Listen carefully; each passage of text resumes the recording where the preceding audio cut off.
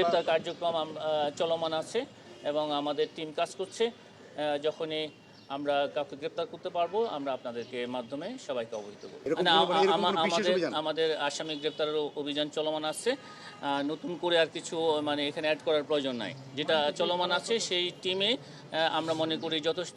আরও যদি কোনো সহযোগিতা দরকার হয় সেটা টিম যদি মনে করে তাহলে তারা তখন সেটা বিবেচনা করবে। যে কোনো একটা বদলির কারণে আমাদের কার্যক্রমে বাধাগ্রস্ত হবে আমরা মনে করছি এবং কমিশন এটা মনে করে যে কোনো ধরনের দুটি রাষ্ট্রীয় প্রতিষ্ঠানের মধ্যে কোনো ধরনের ভুল বুঝাবুঝি যেন না তৈরি হয়।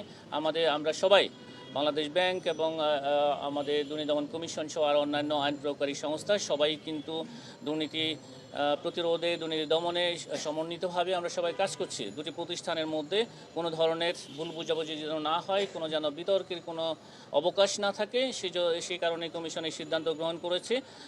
এই বিষয়ে আমরা আপনাদেরকে গতকালও অবহিত করেছিলাম।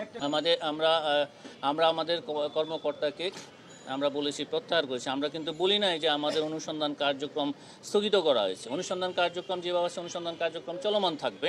এটা কর্মকর্তা পরিবর্তন হবে কিন্তু অনুসন্ধানে চলমান আছে, সেটা পরবর্তী কর্মকর্তা যিনি দায়িত্বপ্রাপ্ত হবেন তিনি তার কাজ চালিয়ে নিয়ে যাবেন। অনুসন্ধানকারী দল এ বিষয়ে ঠিক করবেন। আদালতের অনুমতিক্রমে আদালত যেভাবে নির্দেশনা প্রদান করেছেন সে আলোকেই তারা ব্যবস্থা গ্রহণ করবেন।